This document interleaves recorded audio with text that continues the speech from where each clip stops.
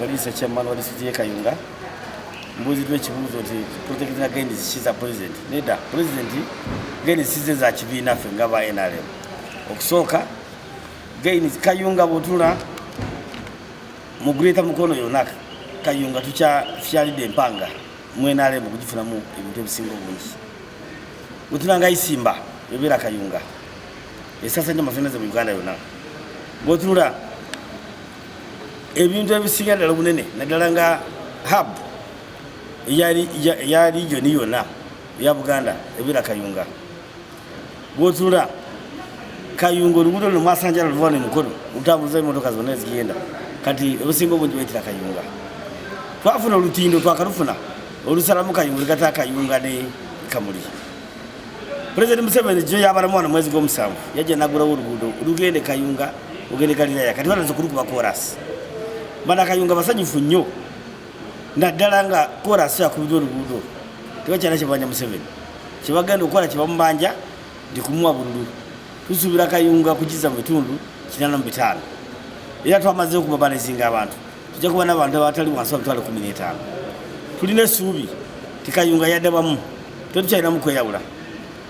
tuline subi ndio tunakwatira bamu bonna nebifo byonna bya NRM byali byagenda bigenda kobawo twali na ebifo byagenda biri babemba parliament ne kuludina ekisubi tubigera kudda twali ne bakansalas batonto nabagenda mbalinga mukaga ne tusubira kubaza nolecho kubira mulanga bonna n'abatali bana Kayunga ora gureta mukono yona ede kweye nsonga ngana fije tuliko twongera okomyawo NRM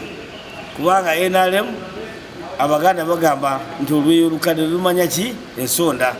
ate oziyisole mukulu wadugala balaba tusubira di President Museveni yakyali tala yakasolo kutukulembera abasigade bona bagezako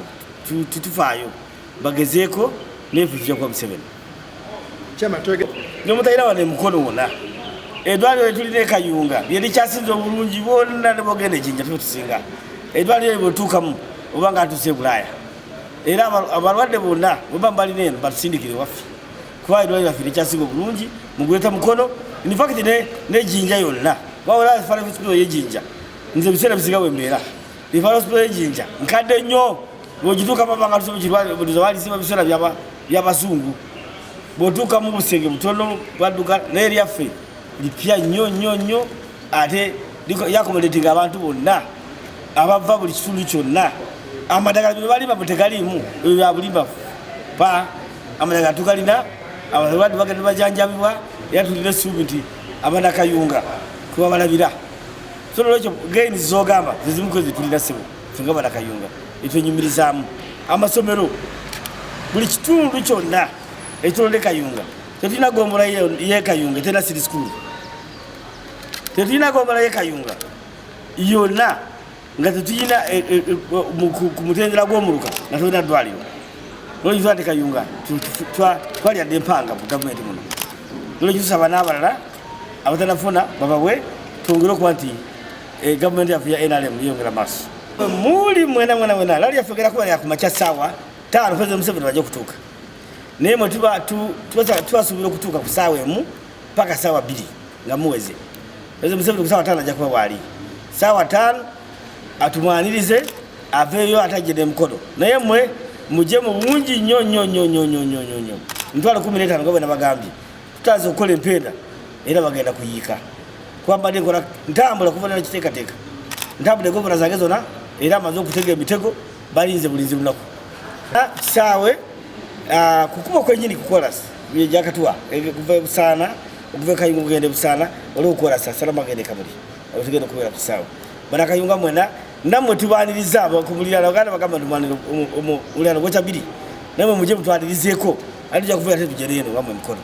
mwebalenyo mikwano jange mbaka wa mukyala Margaret Nakavubu abagaliza omwaka ogujjugwa emirembe soka nebaza mukama abakuumye n'abawo bulamu n'abayisa mu mwaka guno ate tusaba n'omwaka ogujja gwagenda okutuwa gutubeere gwa buwanguzi tugutandike n'obuwanguzi ate era tugutwale mu maaso nga tubaweereza mu bwesimbu ne mu mazima tubagaliza omwaka omulungi ogujjudde ebibala mukama abagabirire mmwe ne famire zammwe mwenna abajjanjabe abalina ebibaluma abawo omukisa ogwa mu buli mbeera musobole okweyagalira mu kitundu kyaffe. Erinnya Moses Muyabide Vitala Ndishi mukono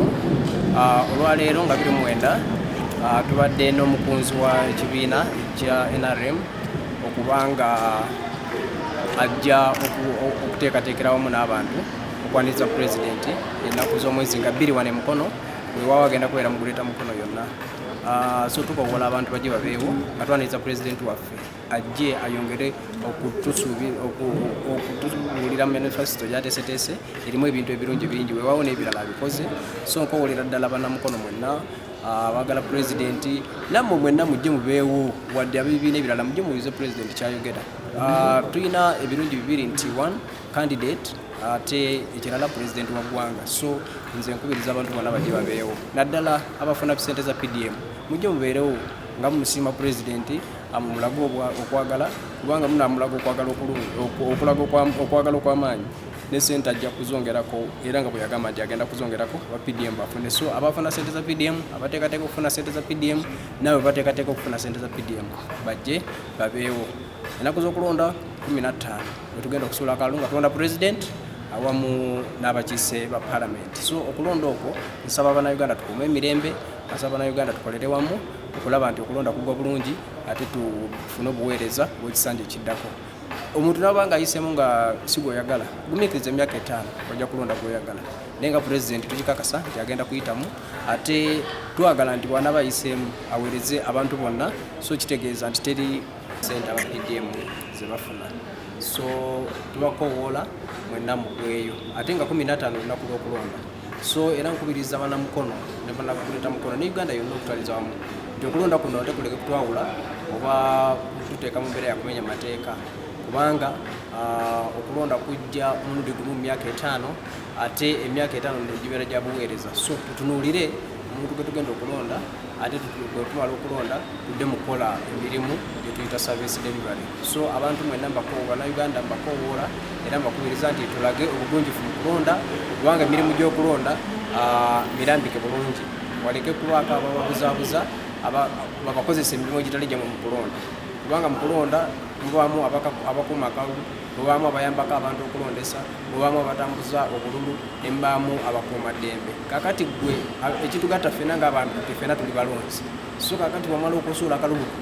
weekyekinga mutima gwo bw'oba toli omu ku abo benjogeddeko abaweebwa emirimu egy'okukola mu kalulu obanga omubaka yeesimbyewo teyakubwadde ebbaluwa kumukuumira kalulu omala okusuula akalulu dawaka oba beera mu kifo ekinaaba ekituufu okubeeramu sikyo tetekyanaaba kugambye temukola kavuyo kubanga pulezidenti ffe tumanyi nti agenda kuwangula ate bw'anaaba awangudde twagala tuweereze ffenna nga tuli balamu tetwagala kufiirwako muntu ngire oba beera mu kifo ekinaaba